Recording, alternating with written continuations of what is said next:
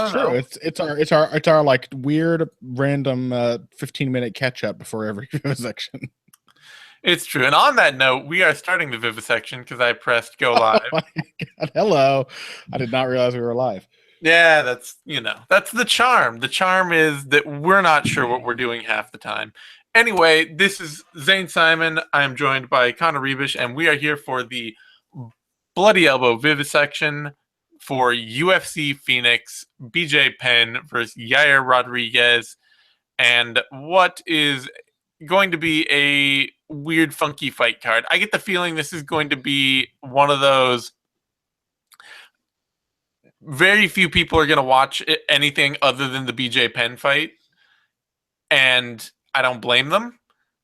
But if you actually do watch this card, I think it's going to be a lot of sloppy brawls.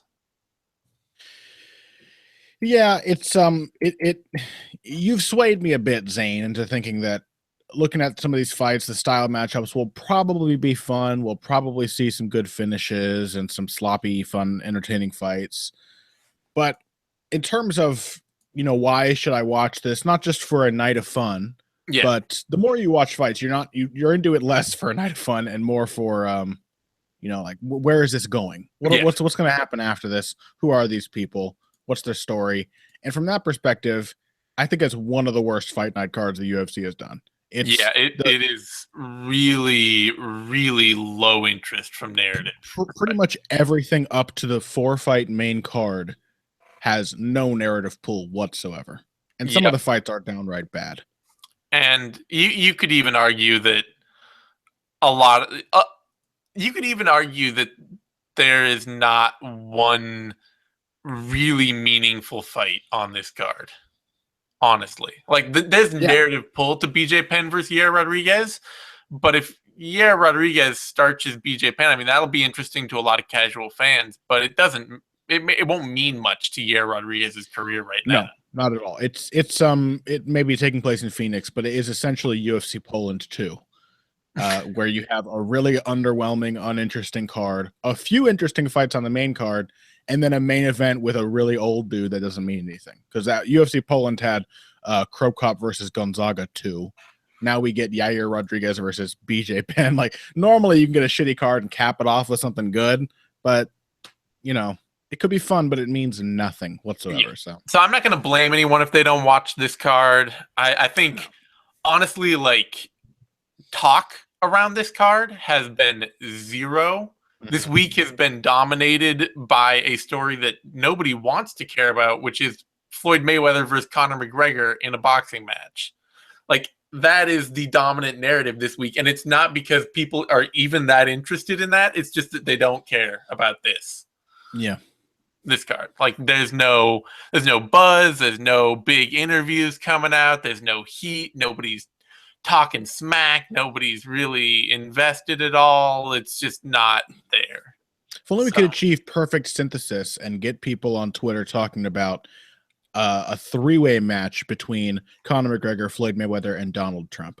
I think then we get a lot of media attention on Bloody Elbow for sure. Well, or Ronda Rousey. I mean, that's the obvious way to go too, because throw her in there. Yeah, although at this point, Ronda Rousey's ability to beat Floyd Mayweather has been called severely into question. Yes, I believe. Yeah. So we're gonna run pretty quickly through these first few fights. Then we're gonna try. We're gonna do our best. We're gonna do our best. The thing is, with bad fights between guys nobody knows about, that's like where I feel like my knowledge is the most useful. Right. You feel like you have a lot of things to say that people don't already know. Yeah, because BJ Penn versus Yair Rodriguez, I'm like, you know what's going to happen in that fight. You don't need me to tell you. That's a good point. That's interesting. But we can at least run quickly through the first one. Okay, we'll try. So you're up on deck first. Cyril Asker versus Dmitri Smoliakov. Both guys looked terrible in their first UFC fights. Smoliakov probably had more. He definitely had more success in his first fight than Asker did. Landed a few good shots on Enrique Barboza de Oliveira de Silva. Is that his name? Luis Enrique. Landed some good shots on him. Stuffed some takedowns. Looked all right. He has a wrestling background. Has big power. And then, as you might expect from, and this is actually why I picked against him in that fight, as you might expect from a guy who has pretty much only first round finish wins, he gassed horribly in the second round and looked terrible on the ground, and just everything fell apart. He looked really, really bad after a few moments of success. And then Cyril Asker, similar kind of guy, first round finish machine, more of a submission specialist, I guess, than Dmitri Smoliakov. Likes his clinch takedowns against the cage or the ropes, likes pretty meat and potatoes top game jiu-jitsu. Not necessarily even a submission specialist, more of a grappling stylist than Smoliakov, but does have some solid boxing as far as offense goes, and some really terrible boxing as far as defense goes. So we have a guy who's very hittable and substantially smaller, who will probably gas in round 2, versus a guy who's really big and powerful, who can stuff takedowns, who will definitely gas in round 2. I'm going to go with the guy who hits harder and is bigger. So I'm taking Smoliakov by first round KO. Yeah, that's where I'm leaning too, and I don't feel good about it. I actually think that Asker looks more like a fighter who won't gas down the line. He's smaller. He seems like he's in pretty good shape. Although he does look like he could be a light heavyweight. He looks like, and that's what I'm saying that too, is that he looks like he could be a light heavyweight, and it wouldn't even take that much to get him there.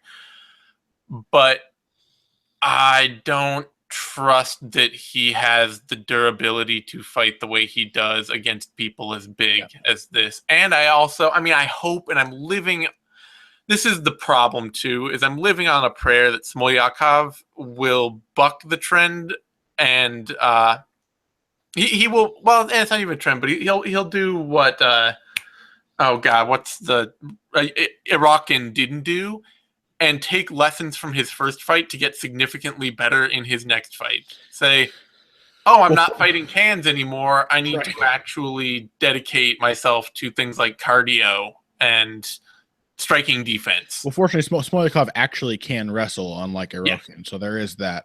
But you said before, Asker has just enough boxing ability to get himself into trouble, and I think that is exactly what's going to happen in this fight. I think he will strike with Smoliakov, and in that, there's no question who has more power and more natural athleticism.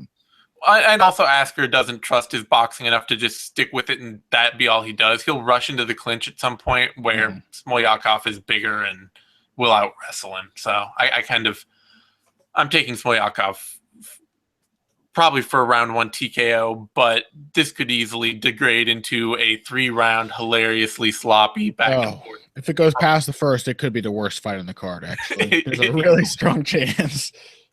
So Smoliakov is the slight underdog, plus 113 down to minus 115. Oh, wait, no, that's right. I'm doing this different now. I keep forgetting. Old habits die hard. Smoliakov opened at minus 175 and is down to minus 101. Asker opened at plus 135 and is down to minus 122. So I gotta say, I think the line makers had it right when they opened the books that Smoliakov deserves to be a favorite.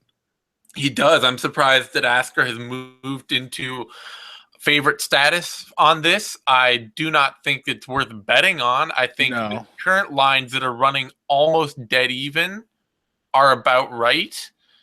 If you really want to flush money away, you could bet on Smoliakov as an underdog, but that would be really kind of flushing money away. It's a heavyweight fight that, if it goes more than a round, is a coin flip. An utterly meaningless heavyweight fight. Yep. All right. That brings us to second bout of the night. Joachim Christensen versus Bohan Mihailovic. This is pretty simple. Christensen is not, he's a more willing and powerful striker than he is a good striker. He tends to attack on straight lines with his head right there to be hit, but he throws hard and he throws straight punches. He's a good grappler. He's not a very good wrestler, so he kind of has to depend on a clinch drag game working. But Bojan Mihailovic is just not good. He's a early adopter of Vale Tudo in his home country. I believe he's Serbian, and he just you know, he's a dude who kind of learned the basics of MMA like 20 years ago and has never evolved anything since then, and has won fights by leaning on people and being more durable. And I don't think any of that's going to serve him in this fight. So I got to pick Christensen here. Yeah, Mihailovic definitely looks like a 1995 Vale Tudo type fighter, like a Dan Bobish or a Tank Abbott or something like that. Yeah, he traveled to Brazil in like the late 90s, early 2000s and learned Vale Tudo and then brought it back to Serbia and has been teaching it ever since. And that's right down to the point where he has some really bad, what appear to be prison tattoos. And you get some serious douche chills from some of his fights where he's kind of like a thug. You know what I mean? Like he kicks the guy when he's down. He'll punch people after the bell. He's a little unhinged in the cage. Right. So it's like a guy whose only recourse was to participate in a fighting sport that the mass portion of his country did not care about and probably thought was really bad. So it's definitely an old school approach. He could definitely knock Joachim Christensen out. As you said, Christensen is hittable. He can be hurt. Chin, though. Christensen, I don't think Christensen that is true. Yeah, I think I've seen him staggered a few times because he's hittable, but I'm not sure he's ever been TKO'd.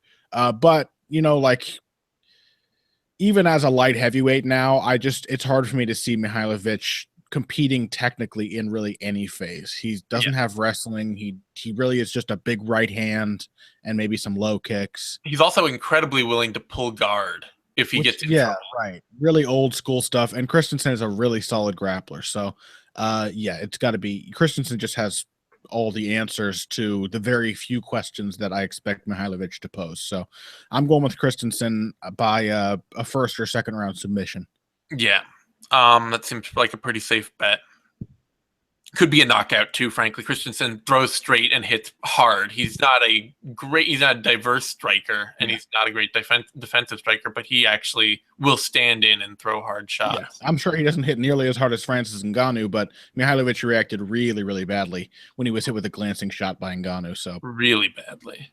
Yeah. Christensen is the favorite, opening at minus 245 and moving out to minus 228. Mihailovic opening at plus 175 and now at plus 186. So movement on both sides there, not a lot, but a little movement on both sides there. Honestly, probably even at minus 200 odds, Christensen might be a decent bet. I would be pretty surprised if he lost this fight. You could maybe take what's Christensen by submission or Christensen inside the distance? Let's see. Christensen inside by submission is plus 380. Christensen inside the distance is plus 138. Now that Christensen by submission at plus 380 is very tempting. Yeah. That is, I mean, that's a really likely outcome as far as I see. Either that or even inside the distance at plus odds, like those. Mihailovic, I just would not trust him to fight at this level at all.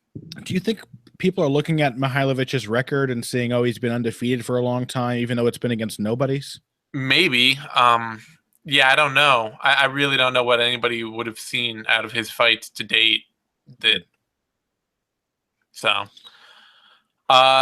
brings us to a lightweight bout, Devin Powell versus Drakkar Klose. Go for it. Two new signees to the UFC. Both guys have some potential, although Klose probably more. Powell's been fighting substantially longer. I think about 6 years at this point as a pro with some amateur experience as well.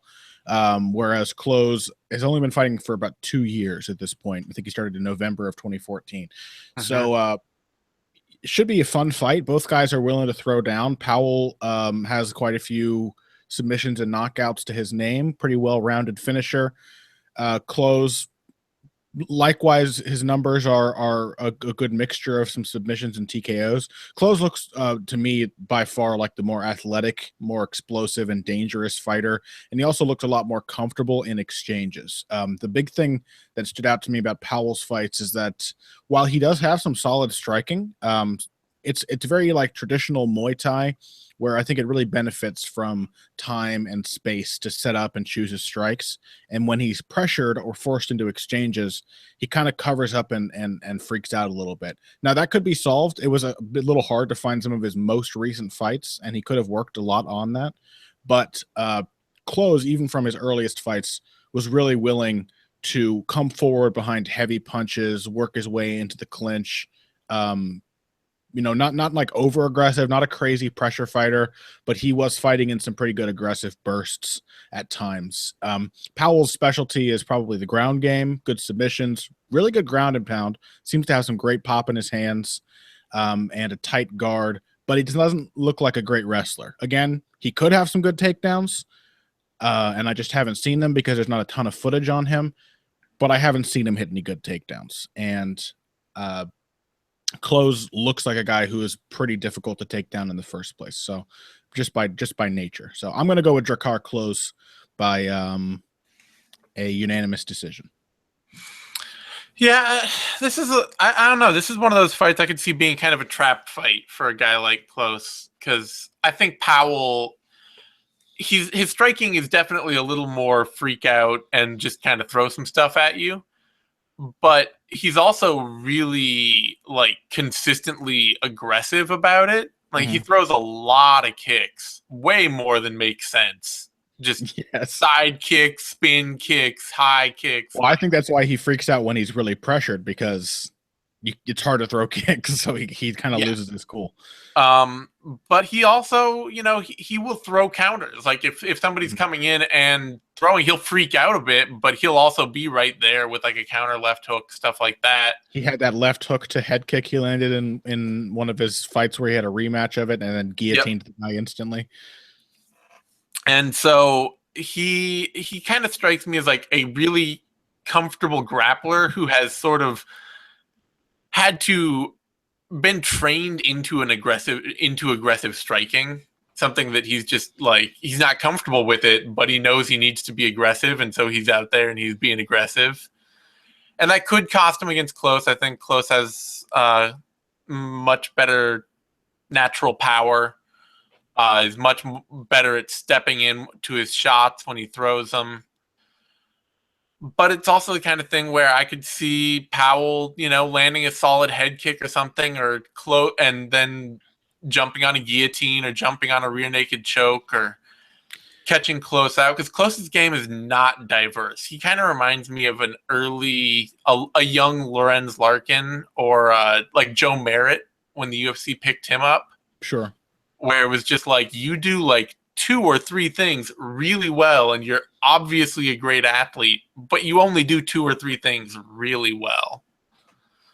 I'm gonna pick Close just because Powell does lack wrestling, and I think that in a stand-up battle he's a little overmatched here, but he's aggressive and he's willing. So Close is gonna have to be fighting a really controlled fight. I might have actually favored Powell if I'd seen evidence that Close couldn't fight down the stretch, that he was a guy who faded, but he's got a few 3-round decision wins. I don't think he's lost a decision yet. So I am worried actually that about Close. I haven't seen his last 2 fights, but the fact that he went to a draw and a decision does worry me, in that like a power striker, as his opponents are getting better, his knockouts are stopping. That's not a good sign. Like, true. Yeah, good point. On your way to the UFC, if you want to see guys who have power carrying that power against better fighters. Maybe he'll be a Jimmy Rivera type, where he's totally unexciting, and then he gets in the UFC and he turns into this incredible, powerful, aggressive striker. Who knows? Yeah, it's tough, man. It's 2 guys with not a lot of footage, and one of them is very inexperienced, so it's tough to gauge. Yeah. I'm definitely not feeling very confident. I think it will be an exciting fight, because I think that Powell cannot really fight without pulling the trigger a lot. I think he's going to bring it no matter what style Close brings to the table. Yeah, and that's going to make for a very awkward fight, and it's going to make for it's going to make for a more interesting fight than it might otherwise be. Yeah. Close is the favorite at the moment, minus 220 to minus 2. Oh, no, that's right. I keep screwing this up. Close opened at minus 211. He's now at minus 240. Powell opening at plus 169, now up to plus 196. I honestly think that Powell is maybe, especially if he continues to climb in the odds as an underdog, I think he's worth an underdog bet. There's no reason for him to be a big underdog, really. No. Yeah, maybe. Like I say, especially Close going to a draw recently and, going to a decision for a guy who depends almost entirely on his power Muay Thai game. I really... That gives me pause for him. If he's not knocking people out in the UFC and he's going to a draw with some guy on the regional scene, Powell's aggressive grappling and scrambly grappling and aggressive striking could put him into a fight where he's just not throwing enough, not diverse enough, not doing enough to win. So yeah. I expect close fight here for Close. That brings us to Jocelyn Jones-Lybarger versus Nina Ansaroff.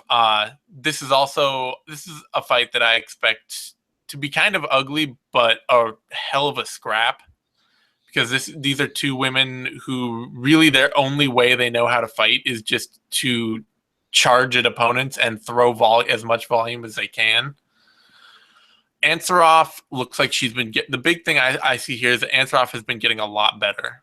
I really, really think she got completely robbed against Justine Kish. I think about 70% of media members on MMA Decisions gave that fight to Ansaroff, and yet Kish won a unanimous decision. It's a little strange.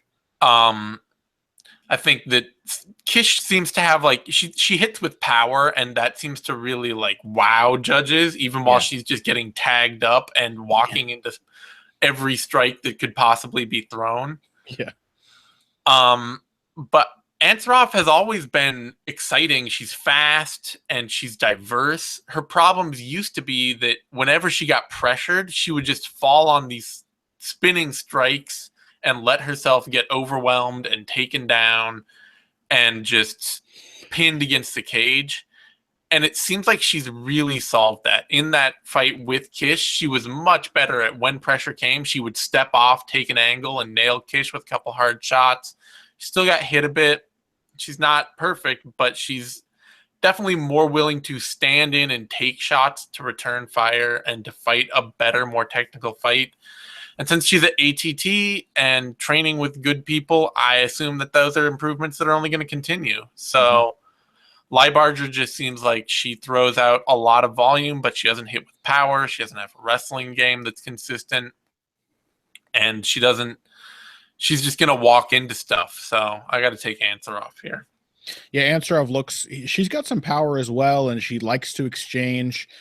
She looks to me like somebody who kind of started as a bit of a slugger, and through time and experience and quality training is morphing into something of a boxer puncher, who knows how to use her power in a more intelligent way. I think the training has to be taken into account. Pat Wyman and I were talking about this recently, but ATT may have the best women's MMA team on the planet.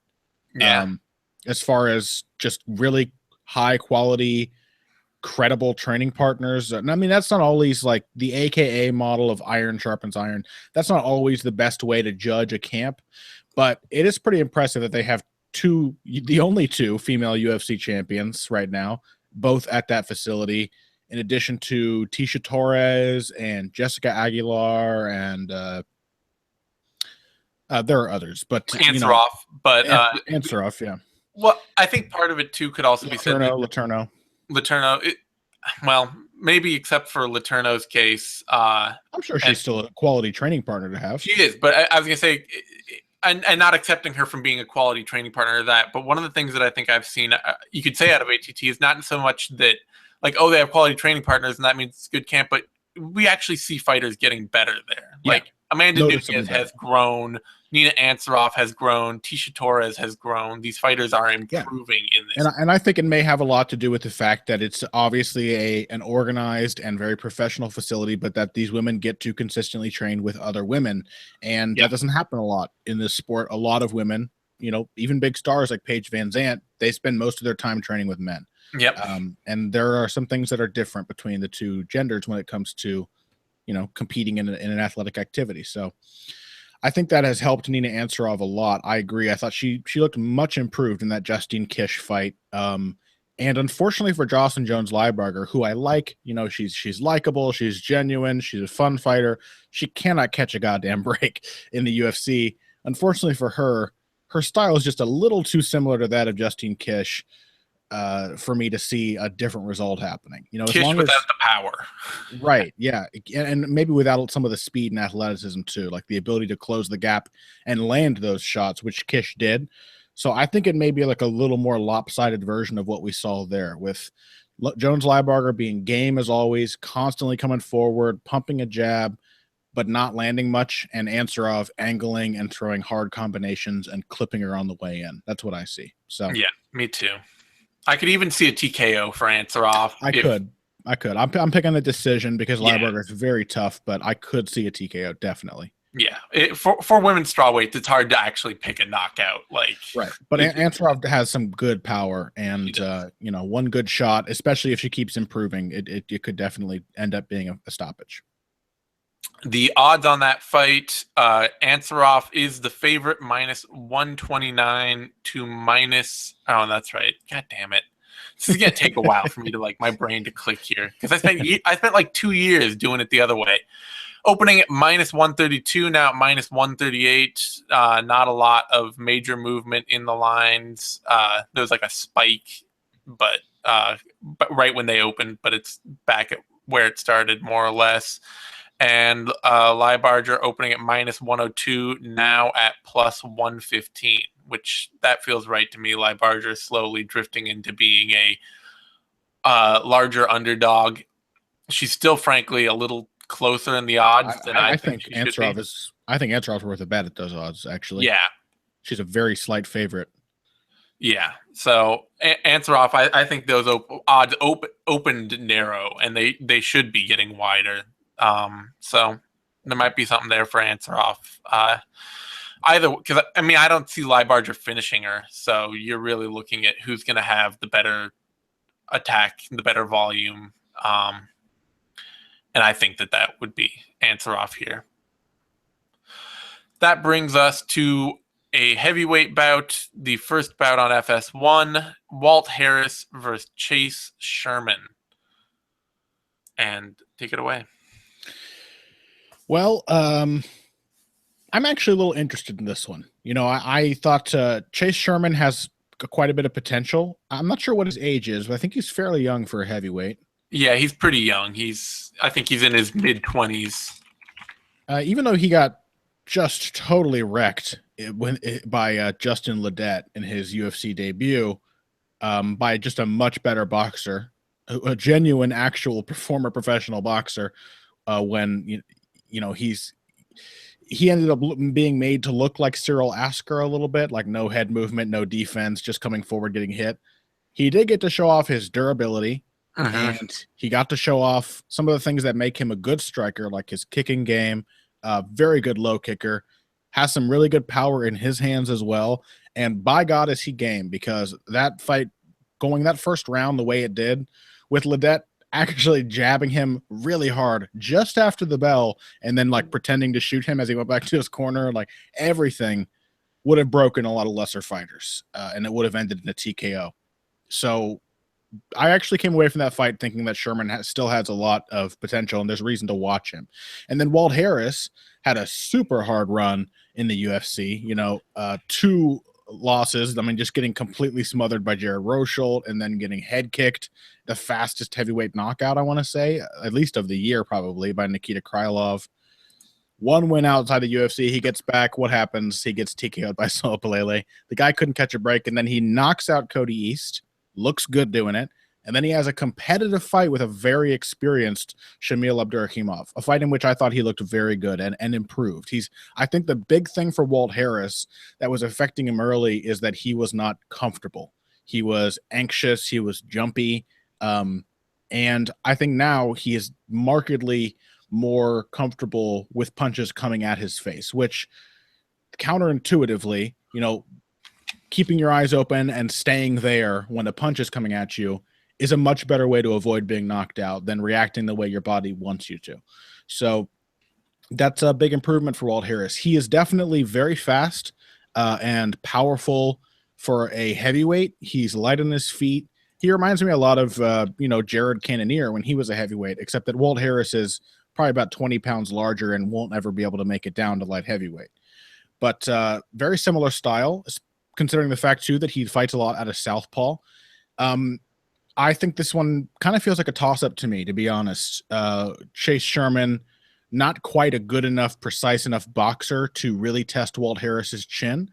And Walt Harris, not quite comfortable enough in the pocket, I think, to hurt Chase Sherman, who is extremely durable. I'm going to pick Walt Harris, even though my gut feeling initially was to go with Sherman, because I just have this feeling that Sherman's really basic meat and potatoes striking is not going to look good against a southpaw who likes to fight from a long distance. I think he's going to look a lot like Joe Lauzon looked against Michael Johnson, and we're going to get to see a southpaw show off what southpaws are able to do to inexperienced orthodox fighters. So I'm going to go with Walt Harris by decision. Yeah, this is a tough one. This is another one of those fights where like I say, it's not a high-level fight. It could easily be a very sloppy fight, but I don't expect it to be a bad fight because neither of these guys want to wrestle at all. So you're pretty much going to be getting a heavyweight kickboxing match, which is at least usually pretty fun.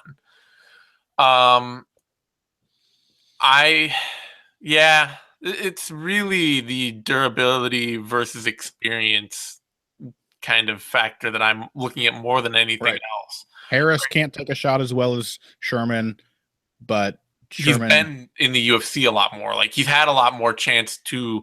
He has had his flaws blown wide open and has reaped the rewards. Has looked significantly better after a really bad start. Yeah, he's gotten better. He's still having trouble picking up wins, but he's gotten better.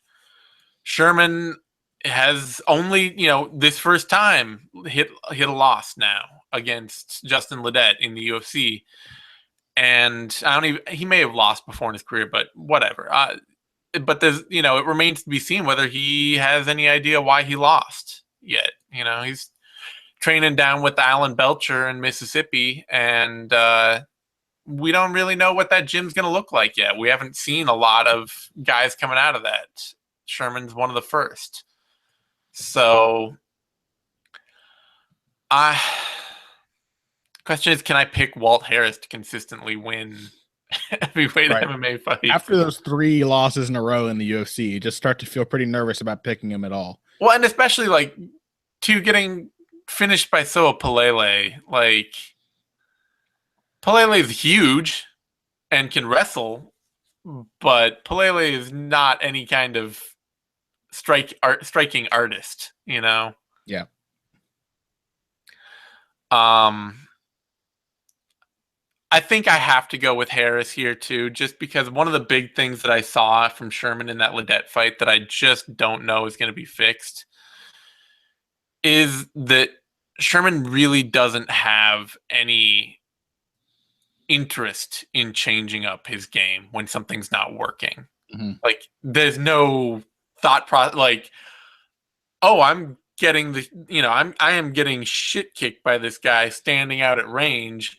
Maybe I should shoot one takedown, just one, any takedowns.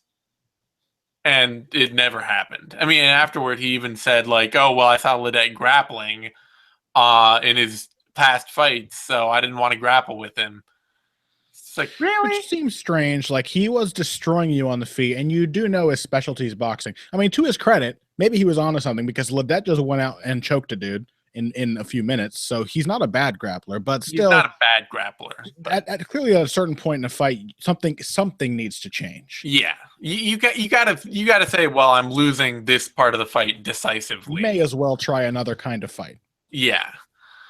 And to credit to Ledet, he's a lot better than I ever gave him credit for. Oh, that's awesome.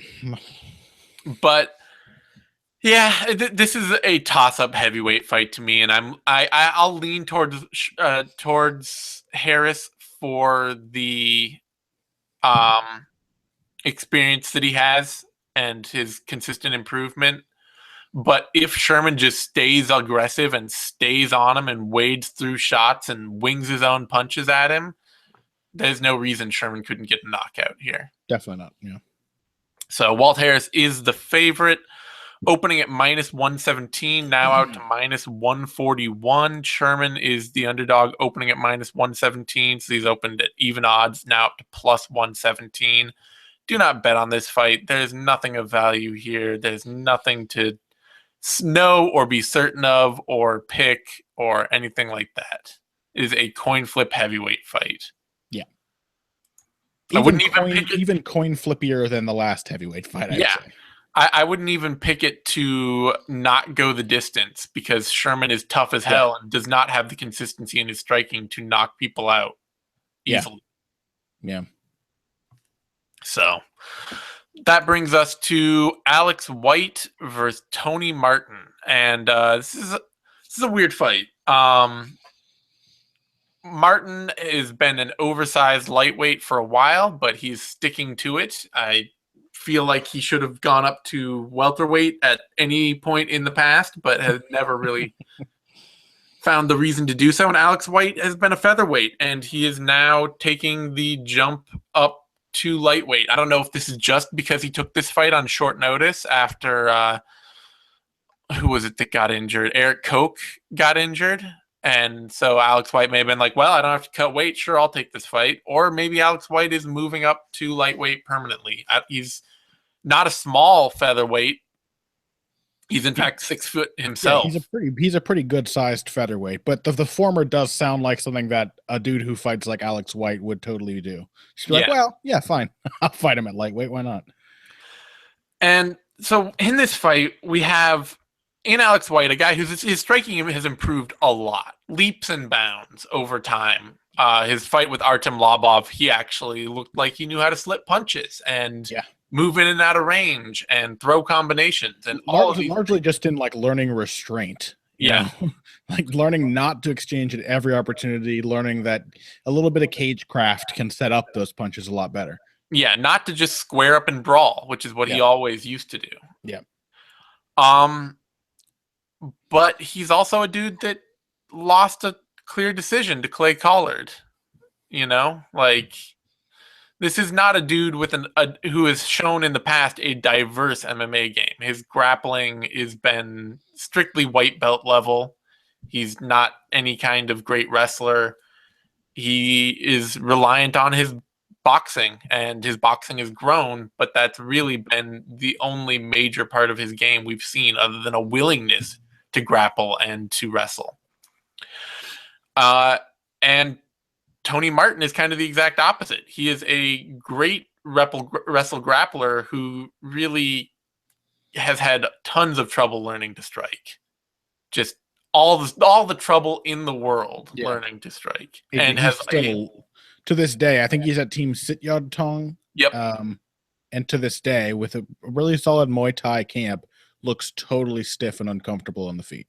Yeah, he started to figure out his boxing more, and we saw that in his last fight with Felipe Oliveri, where Oliveri faded and Martin started finding a jab cross and started actually throwing straight punches and trusting that. But it took him getting beat up a lot by Oliveri early in that fight. He got his legs chewed up before he got anything going in that fight. Yeah, and also Martin has had a lot of gas tank problems. He's a fighter who has notoriously gassed out after the first round. So you have a really weird fight. You have a guy who wrestles and grapples and has a short gas tank against a guy who kickboxes and brawls, and doesn't do a lot else. I mean, I kind of have to pick White here because he looks like he's picked up a lot in his foot movement and his head movement and his ability to slip and throw combinations. And I trust him to fight better in that style for 3 rounds than I trust Martin, who I still feel like is super stiff, really has no confidence in his striking, or has to build a lot of confidence in his striking over the course of a fight. And Martin could absolutely take him down, wrap him up, and submit him in 2 minutes. He's got that kind of instant grappling ability. He's got this great power grappling game. We saw him put a Kimura on Camoes, and he eventually, got the technical sub on Oliveri, and then just about submitted Rashid Magomedov too. Yeah, he has a brilliant power sub game. But if he doesn't hit that, he runs into a ton of trouble, and I don't know that I can really trust him in that as White has improved. I'm going to pick White, but there's every possibility Martin submits him inside a round. Yeah, I'm pretty much with you all the way. I'm actually surprised to hear you picking White because this is a fight where I did my preview. I wrote down the whole paragraph of what the parameters of the fight were, and literally went in and put Tony Martin's name in and then changed it to Alex White without changing any of the information leading up to it, because it's that much of I know exactly what both guys bring to the table. It's just it's really hard to determine which one of those is going to prevail. Tony Martin's pretty durable, so he can definitely take a beating, but he does take a beating. And Alex White throws a lot more volume and is a lot more accurate with his punches than most of the guys Tony Martin has faced. He still has a long way to go, but he's closer to Rashid Magomedov than he is to any of the other guys that Tony Martin has faced in terms of accuracy and throwing punches at a good work rate. In fact, he probably throws more punches per round than any of the guys Martin has faced. I think even the brawling version of Alex White could probably give Tony Martin some trouble on the feet, just because Tony Martin is so hittable and reacts really badly to being hit. He does not like people mixing it up in the pocket with him. And even at long range, where his reach and height makes it look like he should be capable, he's kind of a walking target. So, that needs development. Alex White seems to be the one who's improving at a faster rate. But yeah, Tony Martin's big and strong. He's not a bad wrestler, but again, the strength and size helps and makes him pretty effective there. Submission grappling, very dangerous. Could totally submit Alex White in round 1. It's the gas tank that gives me faith in Alex White. The feeling that Tony Martin has so consistently gassed badly after the first round, and that Alex White throws a crazy number of punches for 15 minutes straight with no issues. He strikes me as a guy who probably is never out of shape. He just comes in, does his thing, gets his paycheck, and goes home. So I think I'll go with Alex White by decision or by a late TKO. Yeah, that's my feeling too. It could easily, like I say, it could easily be a first-round sub from Tony Martin. I both feel dumb if Martin insta-subs White, which is, I guess I won't feel dumb because I know that it's like a 48% chance that happens. Yeah, White's grappling has never been good. And he's willing. That's the other part of it. That's why I picked Tony Martin at first, and something about it, man. I was just like, well, yeah, it's just White. Martin, even when he with very rare exception, the only exception, in fact, being that Fabricio Camoa's fight, even when Martin gets the fight he wants, if he does, he often struggles. He either gets that submission or he has a hell of a hard time, even with the fight he wants. He gasses with the fight he wants to have. Yeah. I think maybe Tony Martin has a bit of a bully mentality where being much bigger and stronger than someone, but even then, because he came into his debut with Magomedov, looked confident, had a great first round. Yep. I think if he fought Magomedov a second time today, knowing what happened in their first fight, he would probably look very timid and not do well. That might be the case. Tony Martin is, in fact, a pretty large favorite, opening at minus 187, now at minus 235. And Alex White, the underdog plus 153 now to plus 190. He's not actually a large favorite, but reasonably enough, more than he should be, certainly, for being Tony Martin. Yeah. I would say that, Alex White as an underdog is worth a bet, a small one only, because it's such a small one pick'em only fight. because there's such a reasonable chance that Martin Yes. just goes out and twists his arm off. Yes. It's going to be fun, though. This is going to be one of the more interesting fights in the card. Alex White always brings it, man. It doesn't matter who he's fighting. He's going to go in there and do his thing. That brings us to a heavyweight bout, Oleksiy Oliynyk versus Viktor Pesta. And let's see. This is you. Or let's see. This is me. I think it's me. Oh, is it you? Let's see. Yeah, it's you. Okay. Jesus. Poor Viktor Pesta, the takedown machine, also cannot catch a break. It's tough for a heavyweight prospect to make it in the UFC, especially because most heavyweight prospects are not Francis Ngannou, by which I mean most heavyweight prospects are not really that much of a prospect. Viktor Pesta, he brings durability and desire to the table and not a lot else. He's an okay wrestler. He's a good natural grappler. Yeah. But he has not had a lot of time and training to hone that skill beyond being a good natural grappler. Right. There's not a lot of subtlety or he's got the basics down, but when it comes into like branching out into all the technical possibilities in the ground, it's not really there. And he's not a good striker. He's been working with Henry Hooft, but it hasn't yielded results as of yet. In fact, he looked really bad in his fight with Marcin Tybura. He looked dangerously bad in that fight. And his striking looked pretty bad in the fight before that with Derek Lewis. And I think both of those he was under Henry Hooft. So I'm not sure if anyone can save his striking or what. Who knows? Because he's young, 26. He's basically got a decade of time to improve if he wants to as a heavyweight. But he's like one of the most inexperienced guys on the UFC roster, and he's fighting probably the most experienced heavyweight with just Oleksiy Oliynyk has a ridiculous number of fights in his record. He's got 61 fights, 50 wins, weird janky style that doesn't really fit together all that well sometimes, but he is well-rounded. He has an answer for every phase that a fighter might push on him, especially. Yeah. I was actually going to say, I think his style is actually, it actually fits together very well. It's just very shallow everywhere. Sure, yeah. Like, he wings a really good overhand straight into a takedown or straight into a body lock to scarf hold. And, like, his submission, wrestling, striking game, they all fit together well. It's just, he's not a striker. He's not a complex wrestler. He's not, it's when you actually, anyway. Maybe submission grappling is the only thing where he has like more than 3 or 4 responses to any one thing. And even there, he was largely out grappled by Daniel Omielanchuk. So there's some weirdness going on with Oliynyk, but I think experience and well-roundedness alone are a huge advantage against Viktor Pesta at this point. Olynyk's not easy to finish or hurt. He's not easy to out grapple for an inexperienced fighter. And Viktor Pesta will probably gas after the first round and a half. So, yeah, I have to go with Oliynyk by submission. I am going to pick – I am going to do this, and I hate doing it. I'm going to pick Viktor Pesta. Yes. You're a madman. I am a madman, and there's a big reason, and it's that Oleksiy Oliynyk looked god-awful against Daniel Omielanchuk.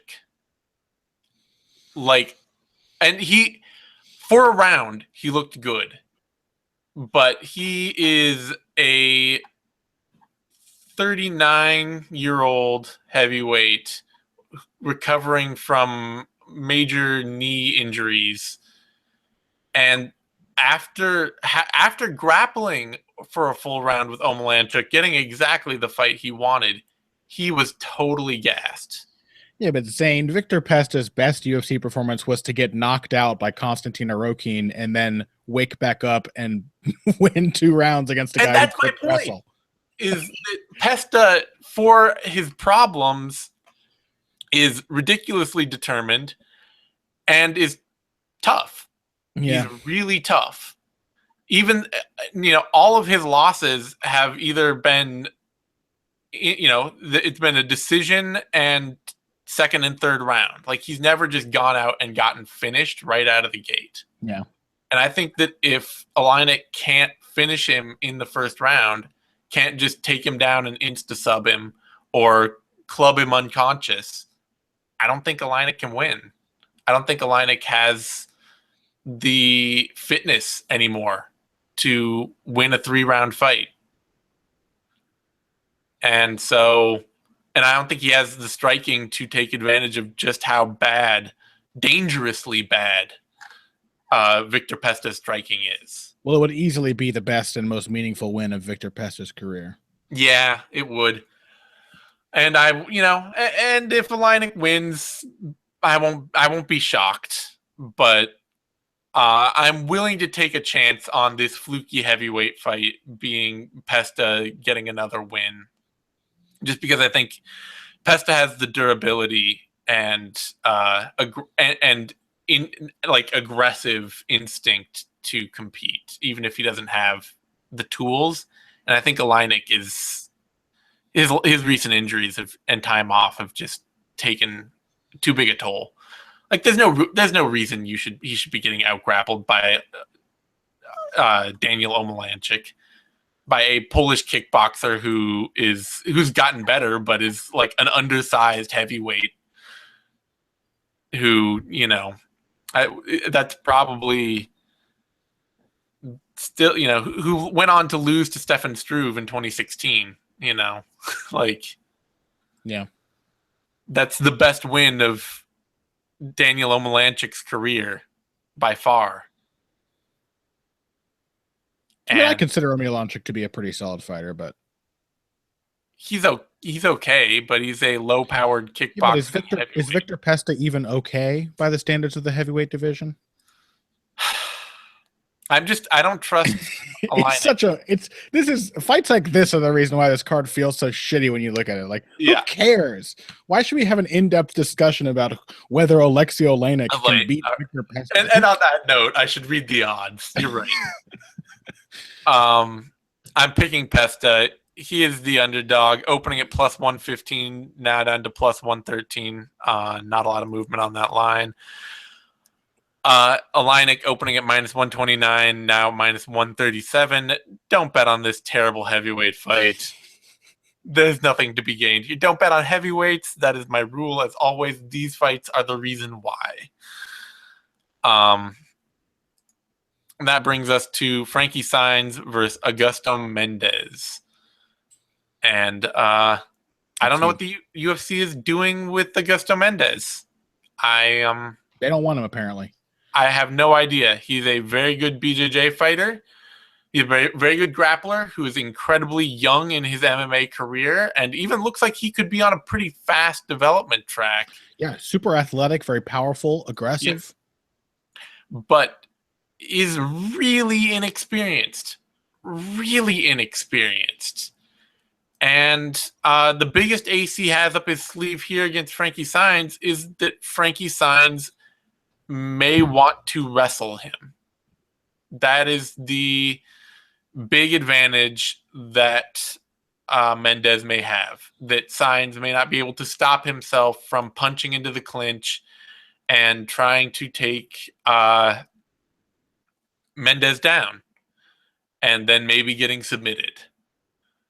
But it's kind of working on a submitter's chance for a guy in Saenz who's never been submitted and who out-grappled and out-wrestled Uriah Faber.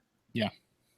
Like, the grappling and wrestling game is not a problem for Saenz at all. He also was able to outwork Yuri Alcantara. Like, Mendes may be a high-level good black belt, but in MMA, Saenz has competed with guys who have a long history of high-level success. So, Saenz is a better striker. He's a better wrestler. He may even be the better MMA grappler. I don't think that Mendes has enough experience to compete in fights like this, and until I see it, I'm not going to pick it. Yeah, if you had a really simplistic approach to matchmaking where you look at Frankie Saenz as a guy with two losses in a row, a guy on a losing streak, then maybe this would make sense. But Frankie Saenz is substantially more experienced and stylistically a guy who you're not going to get him down. I mean, like if you do, he's probably going to reverse you instantly. And who is really willing to trade punches, takes a good shot, delivers a good shot, is aggressive, has the kind of aggression that really troubles young, inexperienced fighters, especially ones who are used to being the aggressor themselves. So I don't know what the hell the idea is. I was hoping to see good things out of Augusto Mendes, but I really expect him to get knocked out here. So I think Frankie Saenz by first or second round TKO. Yeah, the only thing I can think of is the UFC thinks Mendes is the next Damian Maia, and even Maia had a run of Ryan Jensen, Ed Herman, Jason McDonald, Nate Quarry, guys who weren't contenders and who are Frankie Saenz though stylistically is a much worse matchup than say Ryan Jensen. He's just too dangerous. Yeah, exactly. He's a much better wrestler than anyone on that list I just read out. Yeah, give Augusto Mendes like Hani Yaya or something. You know what I mean? Like give him a fight against somebody who's not going to knock him out and who will grapple with him, and that way you can see how good he is. Yep. So Mendes has a submitter's chance. It's like the puncher's chance.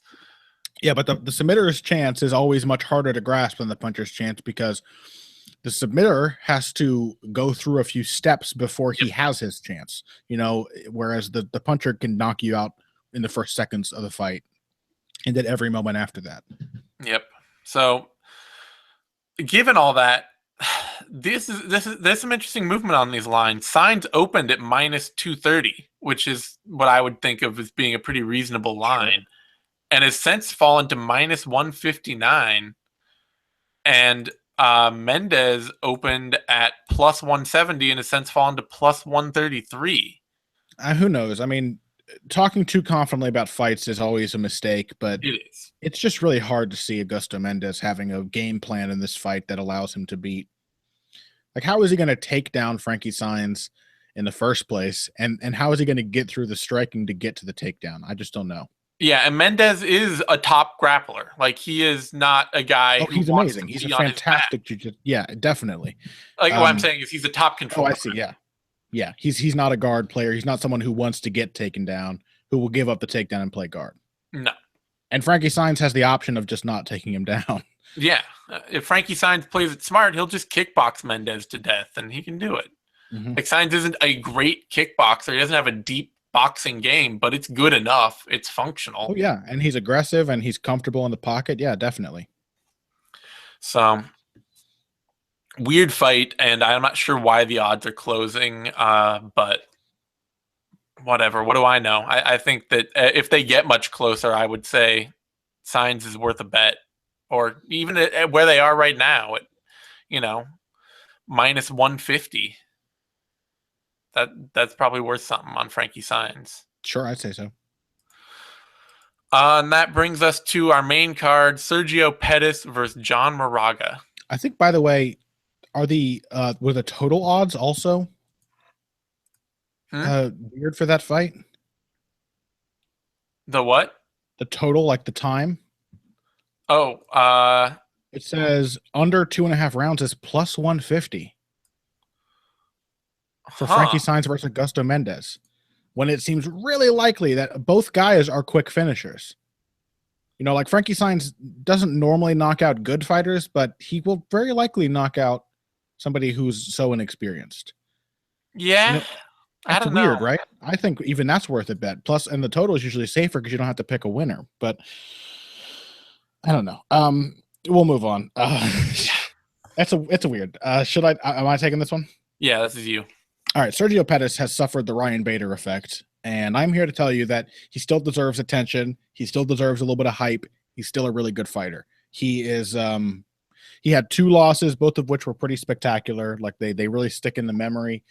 The loss to Ryan Benoit with the left hook to butt kick, and then the loss to Caceres before that, after a really good performance from Pettis, where he was winning the fight and then lost in the 3rd round. So those both stand out and make you think like, oh, I can't trust Sergio Pettis, so I'm writing him off. I'm de-hyping him. And I don't think that's fair because he's super young and he's a very different fighter from his brother in a way that deserves attention, where Anthony's always been this, at least this has been my theory since he really started to fall apart, is that he's kind of a slave to his athletic talent, where he's never really picked up these finer points. He's like MMA's Roy Jones Jr., where the athleticism starts to fade or the opponents start to figure out your tricks, and suddenly the fact that you can't play to the rules of the game becomes a really big problem. You can't follow the fundamental rules. And so you start to realize why the rules are there in the first place. And at that point, it's too late to start installing them. Sergio Pettis is a very fundamental fighter. Pretty much everything he does is textbook. Good straight punches, keeps his feet under him, angles after throwing, sets up his kicks with punches, and vice versa. And now that he's got Izzy Martinez, what's Izzy's last name? Yeah, I believe that's correct. Now that he's got a great wrestling coach like Izzy in his corner, he was even hitting some really beautiful takedowns in his last fight against Chris Killa-B. So he's expanding his skill set, and he's 23 years old. He has, even at flyweight, he has a lot of time to continue improving. And I think this is a perfect test for him. As if you view him still as a prospect, this fight makes absolute sense. John Moraga is flyweight's Ricardo Lamas. He is that dangerous opportunist. You give him a scramble, you give him an opening, he will jump on a submission or crack you with a big shot. He will always be ready to seize the opportunity if you show him an opening. Very good at that kind of fight.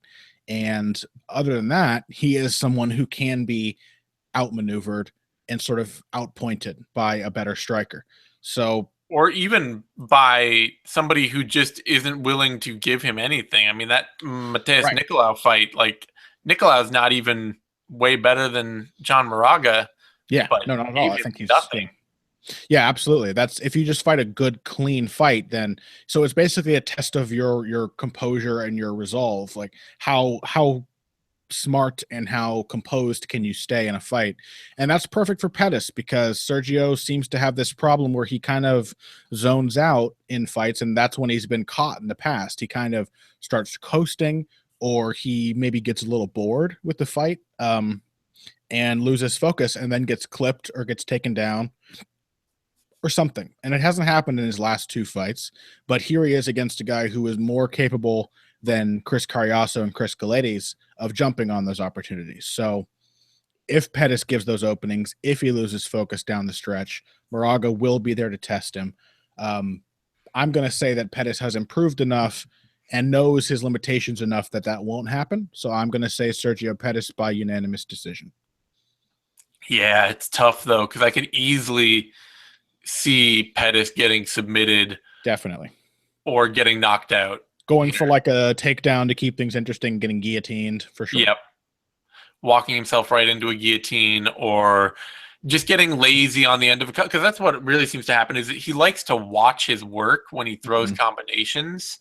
So he'll throw a 1-2 and he has that. Anthony has the same thing, but he has a fantastic chin where he'll throw a 1-2 and he'll be like, he'll watch it as he does it. It's like, okay, let me see how this lands. Let me see what's going on here.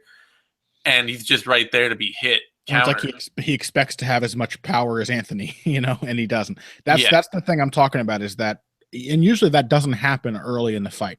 Normally he's very crisp and he moves his head and steps out and pivots after landing those shots.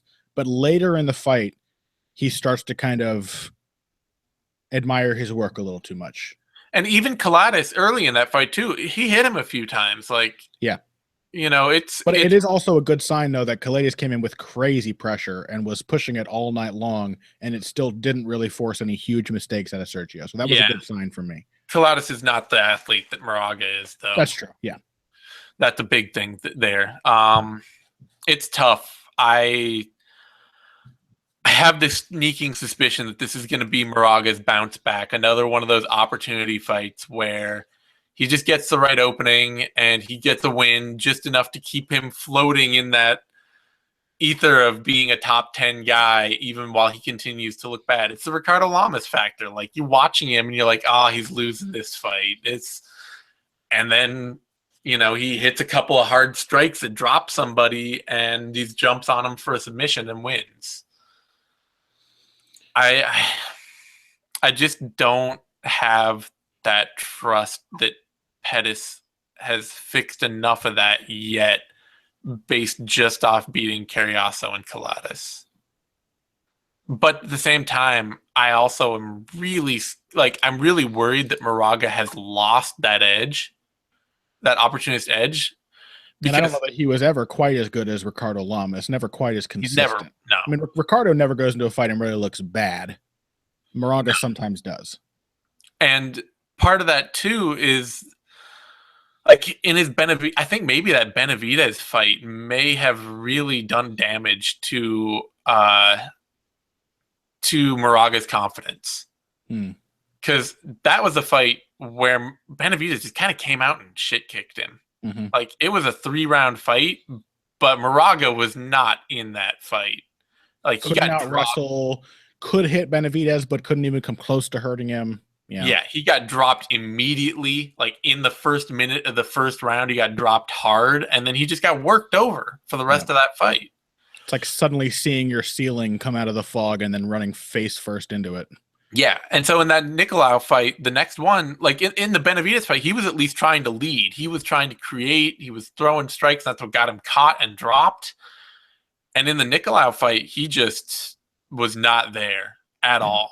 It was a terrible performance. It was flat. Just totally flat. And if he comes out like that against Pettis, Pettis does not have to fight that well to beat him.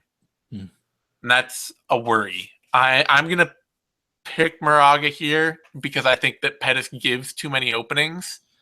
He can't play a safe enough game to beat Moraga, I feel like. But if Pettis has a major grappling edge that he can exploit consistently, then he could absolutely just take Moraga down and dominate him on the mat. Moraga is not a great counter wrestler. He's a good scrambler, but he's not a great pure grappler. He's a good transition submission artist, but if Pettis can just stay safe and work positions, then Pettis could beat him. I'm going to pick Moraga, but I feel weird about it, and I'm going to pick him only because I think he's going to get like that one miracle moment of fight that gets him a win and keeps him relevant. It is, however, the first fight of the card that should both be fun to watch and also mean something. It's a significant fight for this division. It does mean something. It's not, neither guy is about to fight for the title, but it means something. Right. Moraga is the underdog, opening at plus 140, now down to plus 121. Pettis, the favorite, opening at minus 180. Now at minus 145. I don't think there's a lot of sense in those lines to play. I don't think there's any. I don't see a lot of value in these lines because Moraga is so momentarily dangerous and Pettis is so prone to momentarily checking out. If you think there's something in there. What's Moraga by, like, inside the distance? Moraga by submission is 670. Moraga inside the distance is 390, plus 390. That may be worth a small pittance, like $1. That might be your only little bet in here. If you don't mind losing $1. If you don't mind losing $1. Because Pettis, too, is not... As shown, I realize that Killa-B and Carriazo are tough, but Pettis is not a great finisher at this level. At all. No, he's not. That's like the key differences between him and his brothers. That Sergio is way more technical and consistent in that way, but not nearly as durable or dangerous. Yeah, like even as a grappler, and he's a good positional grappler, he's never had a finish in the UFC. He's only been finished. So it's that the small bet on Moraga to finish might be your bet to make there. Mm-hmm.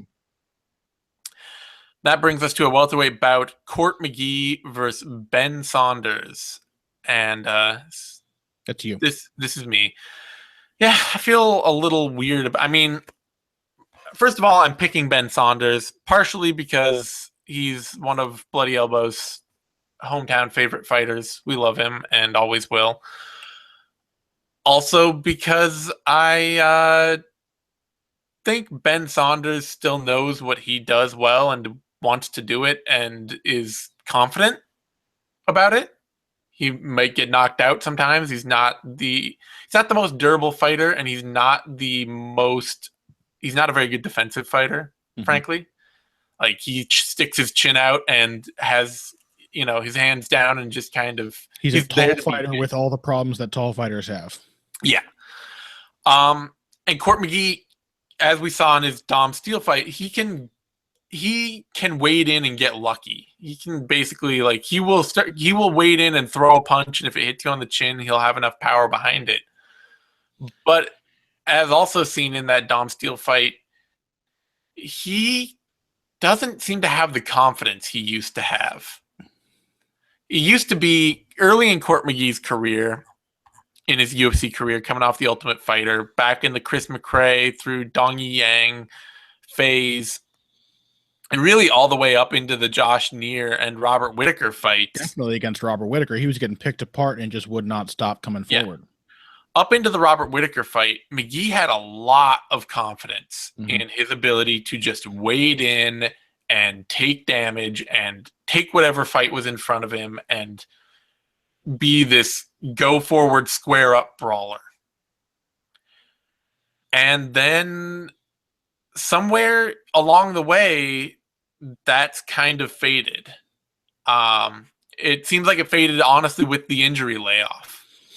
Like, I don't know that it was gone for the Ryan LaFleur fight, but when he came back against Marcio Alejandre Jr., he definitely started to look more tentative. Then he got knocked out by Santiago Ponzinibbio, and that Dom Steele fight, he came out aggressive, but once Dom Steele didn't go away, it was just pure grinding, pin you against the cage, don't let you up for a minute, don't give you any room because I can't afford to strike. And I felt that he lost that fight. Yeah, I think so too. I think that unless he can knock Saunders out and Saunders is there to be hit and to be hurt, I think that Saunders can win this fight. Saunders is really dangerous on the ground, a hard guy to out grapple, and obviously dangerous standing, dangerous in the clinch, and just too dangerous a fighter to be stifled by McGee with what McGee has going for him, because, Saunders can afford to pull guard. Saunders can afford to have McGee on top of him because his guard is that dangerous. So I think he's going to really make it hard for McGee to play a safety first fight. And I think that that's going to be the fight that McGee wants. So I'm picking Saunders here, potentially by submission. Yeah, it's you may be right. I don't think I really picked up on the idea that McGee may be kind of losing it as a fighter, losing that edge, but I think you may be onto something, because last 3 fights, it has not been the same Court McGee that fought Robert Whittaker or Josh Neer. McGee used to kind of be the definition of a swarmer. Didn't have great pressure footwork, wasn't very powerful, wasn't very fast, but he would just be on you with strikes and takedown attempts, everything in combination constantly. And we haven't seen that from him lately. To the point where I wouldn't be surprised if I were to look at a Wayback Machine web archive and I would look at Court McGee's fight metric page. I bet you his average number of significant strikes landed per minute would go down with each of his last 3 fights just a little bit, because he's been throwing less and being less aggressive and less confident than ever before. I don't think Ben Saunders has that issue. Like you said, I think he's still pretty confident. I mean, he must know he can be knocked out, but he still goes in there and he's still willing to throw down. I mean, that fight with Kenny Robertson, which was absolutely bananas, that was only a year ago at this point. So he's still in there doing that, and he goes in there and submits Jacob Volkman instantly, and now he's instantly back in the UFC. So good to have him back. The thing is that Court McGee has never been submitted, and I could see, if Ben is not a fantastic defensive wrestler, I could see Court taking Ben down and winning a really dull fight over him. I could see him taking 2 rounds just with top control and holding on to Ben's legs against the fence and preventing him from getting much done. But Ben Saunders has a cushion that Court McGee does not, which is that he is by far the more dangerous offensive fighter. So when he hits you with a strike or when he gets you in a sweeper submission, the consequences are far more dire than when Court McGee does that to you. And that gives him the ability to lose a good portion of a round and still actually take the round on the cards by landing that big shot or by locking in that close submission. So I think it does feel like a toss-up to me. I think even having lost a step, Court McGee, he's still a grinder, man. And we saw against Dominique Steele, he still went out there and he certainly put in an effort deserving of that win, even if I don't think he won the rounds he needed. But I think just being more dangerous is a really good ace up Ben Saunders' sleeve. So I'm going to take Ben Saunders by decision. Yeah, I definitely would not bet. I wouldn't bet on this fight. Saunders is too prone. He's very willing to give up position. He's not a good wrestler. He can't, and McGee is going to be there to try and smother him. The lines are also practically dead even, as we'll see in a moment. So there's really no way to go on this one. And McGee is tough and hard to finish. And so all those things together mean that you don't have a lot of, you have somebody who's tough and hard to finish and very low volume, or is now looking more like a low volume smothering fighter, against somebody who's dangerous and high volume and dangerous everywhere, but not necessarily the hardest person to control. Yeah. So the only bet I would make on a fight like this would be the total, and over 2.5 rounds is -175 pretty much across the board, which isn't really close enough to even to make it worth a big bet. Yep. So the odds on this, McGee opened at -130. He's now at -110. Saunders opened at -110. He's now at -113. I think the odds are exactly right. It should be a dead even fight. It could go either way. I'm picking Saunders because it's bloody elbow, and I can't not pick Saunders. Right. Killa-B's back. Yeah. So now that brings us to our co-main event, Joe Lauzon versus Marcin Held. And I believe this is you. This is the same dude fighting himself, but with one key difference. The weird thing is that Marcin Held is a guy who can, as the same fighter, can have a fairly competitive bout with Will Brooks, at least have a very competitive first round with him. And have moments after that, and then less than a year later lose a clear decision to Diego Sanchez, a 2016 version of Diego Sanchez, who, by the way, had just been knocked out for the first time in his career by Joe Lauzon.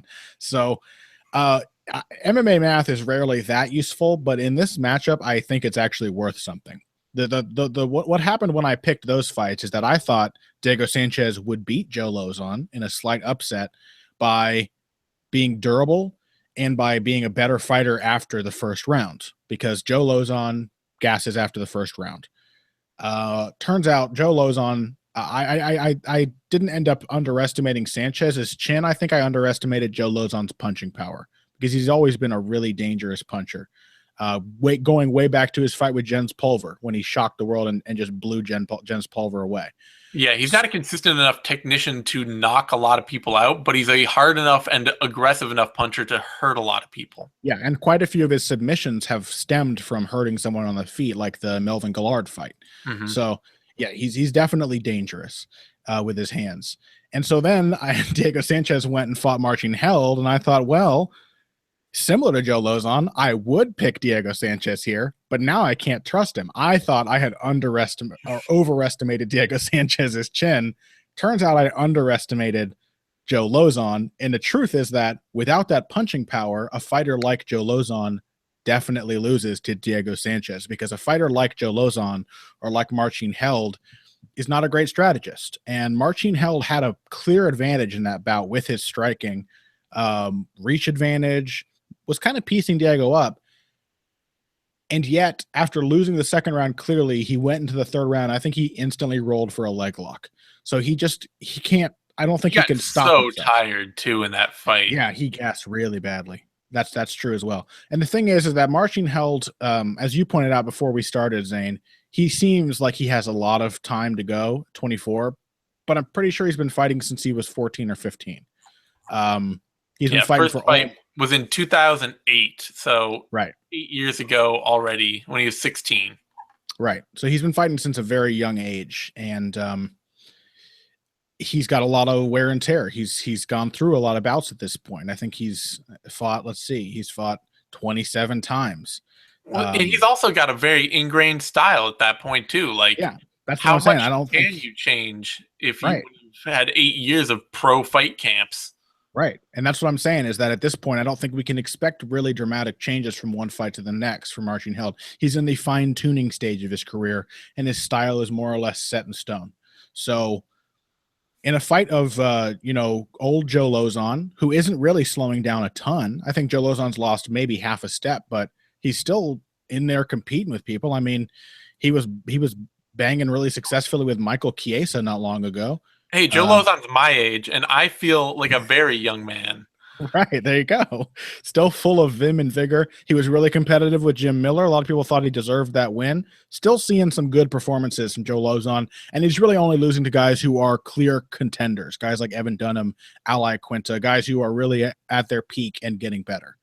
And Marcin Held's not that guy. So a matchup of old Joe Lauzon versus new Joe Lauzon, in which only old Joe Lauzon has the ability to finish the fight with strikes, I'm going to pick old Joe Lauzon. It's kind of like when Darren Elkins fought Chaz Skelly. You don't bet against the OG. Right. Yeah, that's actually a very good example. Marcin Held is the new Joe Lauzon, but you just can't replicate the original, man. Yeah, and I got to agree, because I like Held a lot, and I want him to succeed, and I want him to do well. He's a really nice guy. He's really cool. He's a fun fighter. Yeah.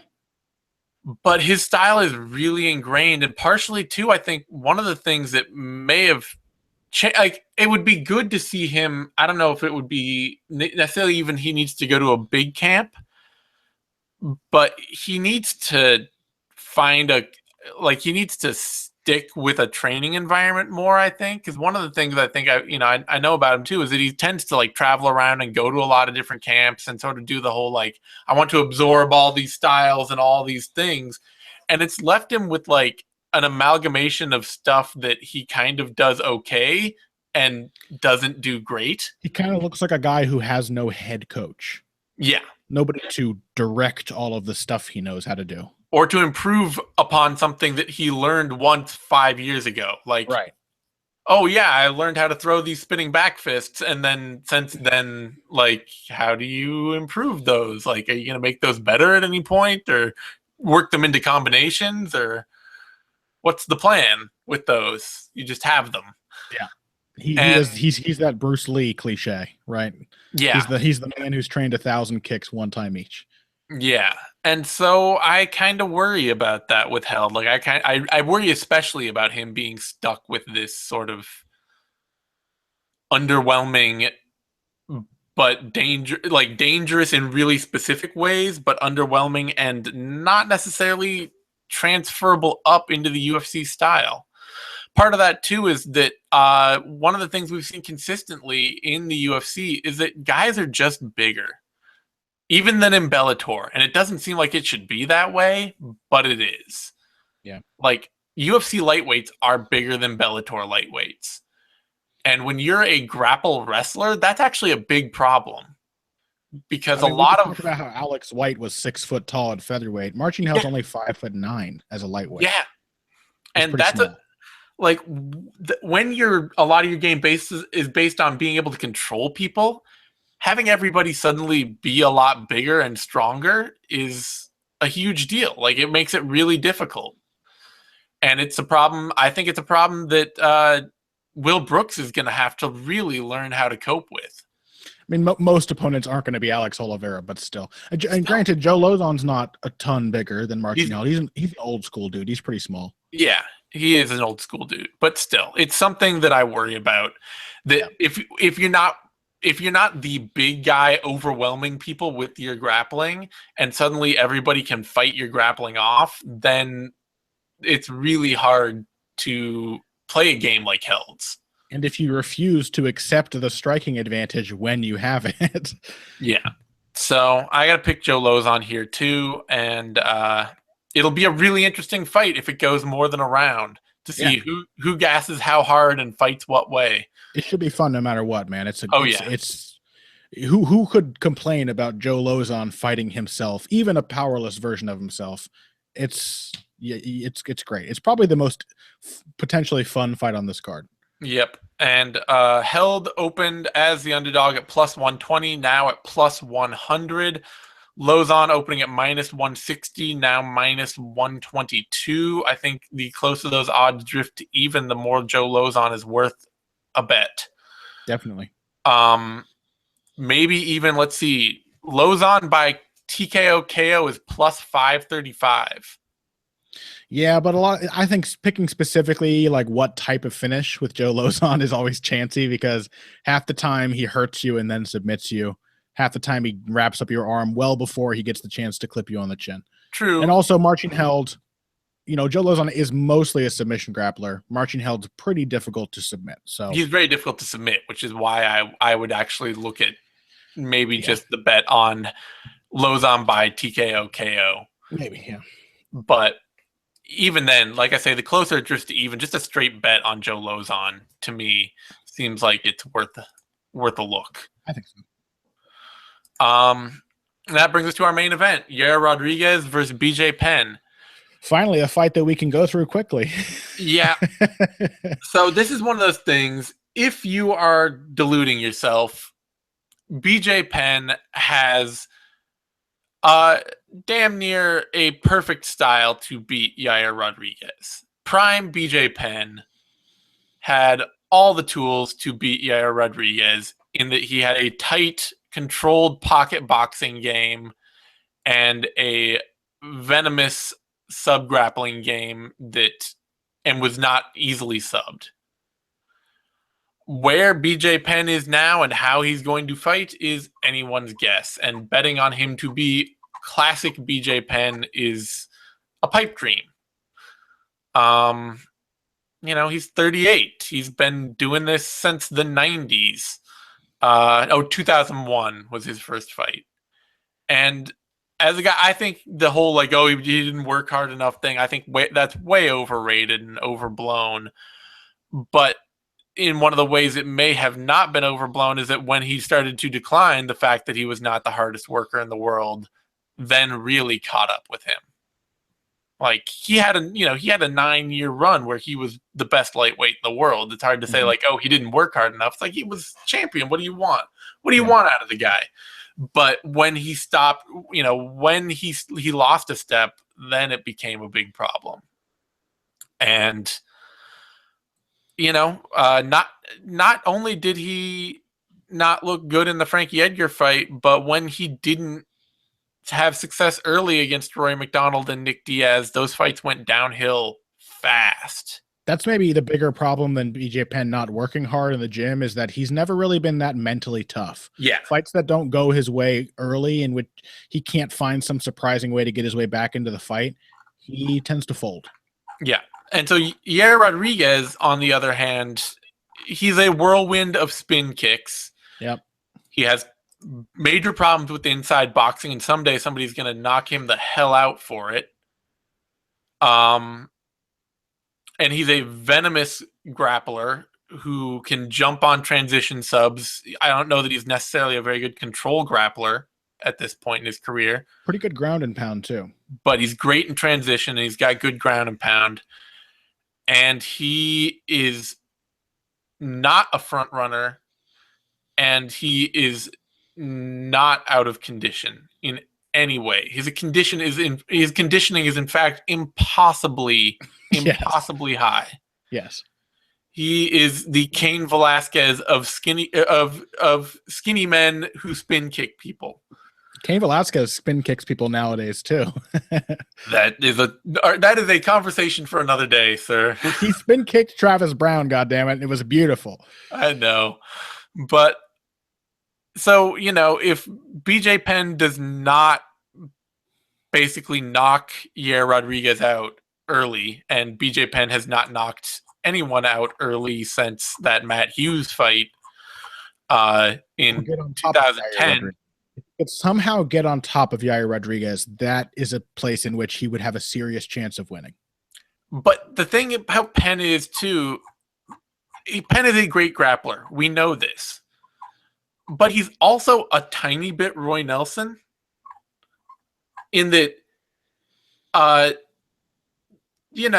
his last submission win was in 2009 against Kenny Florian. And not even that. When was the last time that BJ Penn took somebody down and stayed on top of them for a significant period of time? Yeah, he hurts Kenny and jumped on him for that sub, if I remember I can't really recall when he used just his jiu-jitsu to dominate someone from top position, which is really where he's strongest. Yeah, and Yair Rodriguez is actually really difficult to control off his back. Yair Rodriguez's guard game, his scrambling game off his back is really on point.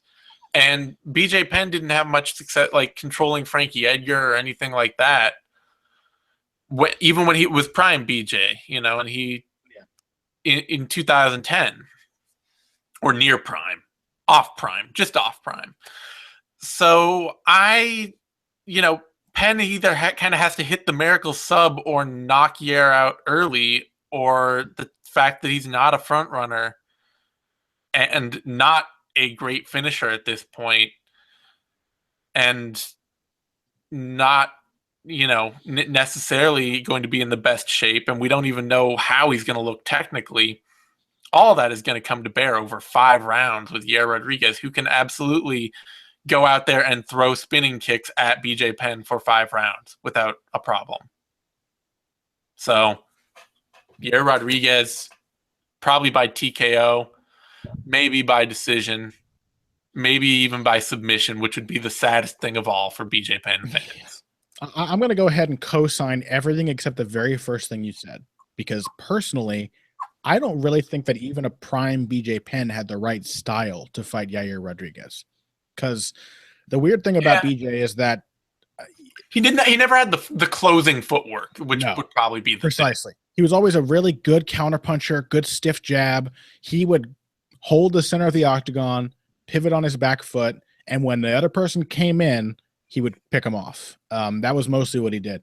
I think Yair Rodriguez at this point is essentially a Frankie Edgar that does not need to come into punching range to hit you. Yeah. And that's kind of tough for BJ, who is pretty much a counterpuncher on the feet. So I could picture an older BJ, or rather a younger BJ back in the day, still kind of plodding after Yair Rodriguez and having a tough time closing him down. Now Yair's footwork is not perfect. In fact, he still got punched a lot by Alex Caceres. Yeah. In fact, it's far from perfect. As an outfighter, he needs work, but it takes someone who is willing to close distance quickly and come after him to capitalize on that. Yeah. And I'm not sure that even an older BJ would have done that very well. A younger BJ, rather. A BJ farther back in time. Yes. BJ now, I have very little confidence. I do think that BJ will probably look more like his old self than he did in his last fight.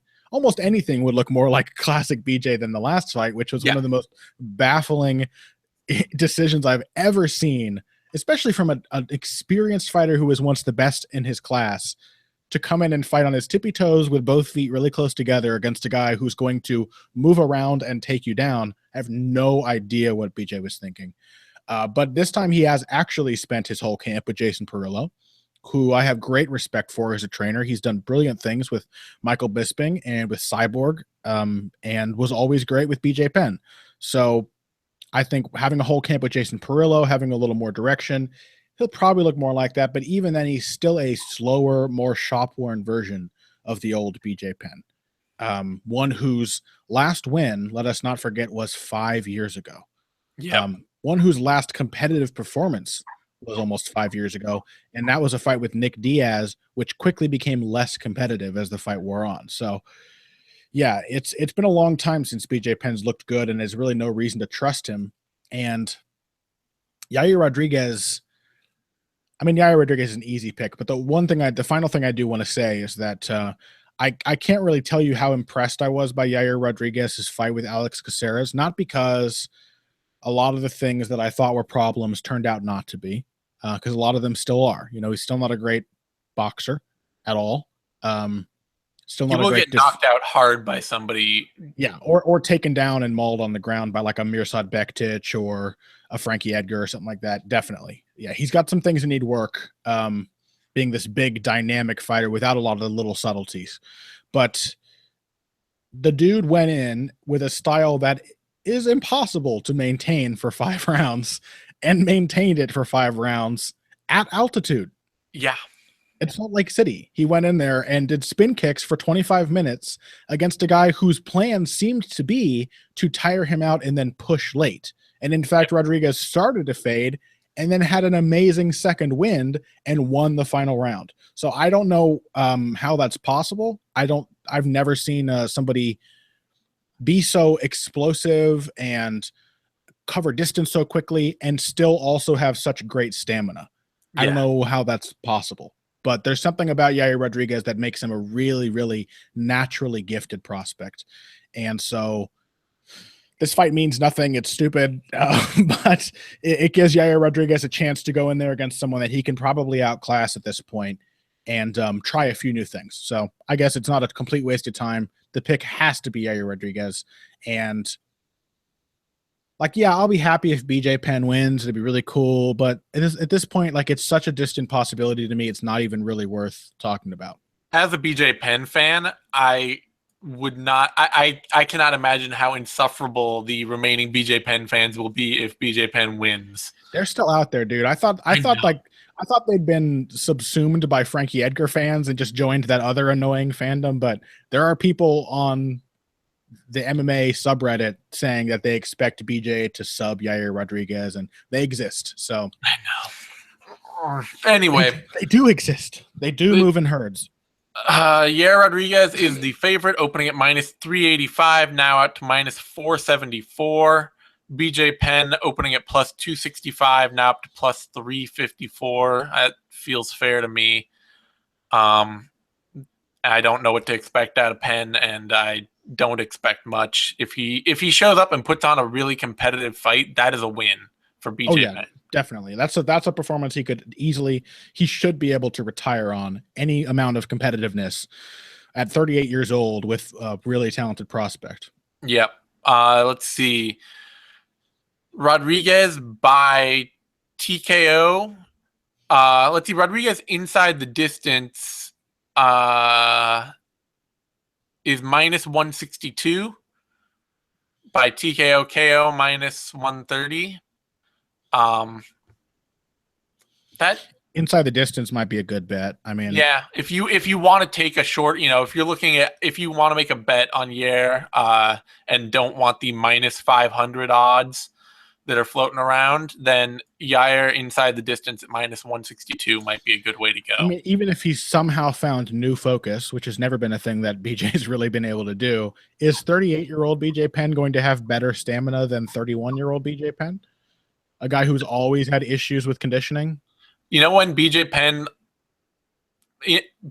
last 5-round fight was August 28th, 2010, his rematch with Frankie Edgar. Yeah. I mean, and that was the end of BJ Penn.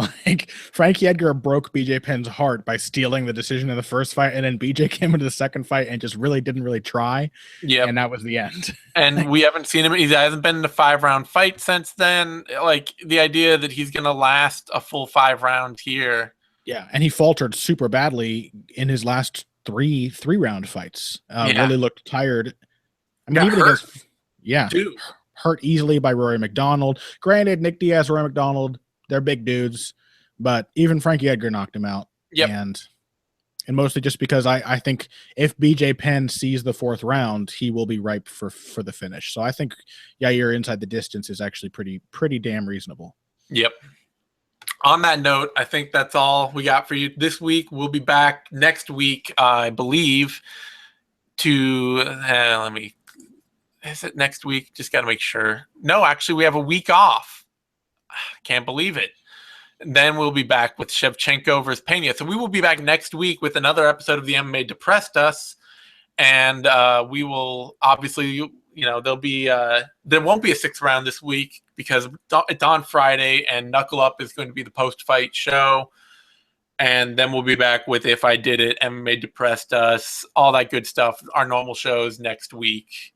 So thanks, everyone, for tuning in. You can find me on Twitter at TheZaneTime. You can find Connor on Twitter at BoxingBush. That's BUSCH. You can find both of us over at BloodyElbow.com in our respective roles there.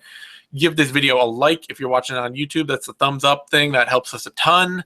And subscribe to our YouTube channel, MMANation.com, DOTCOM. Both those things are great for us, and we will see you next time.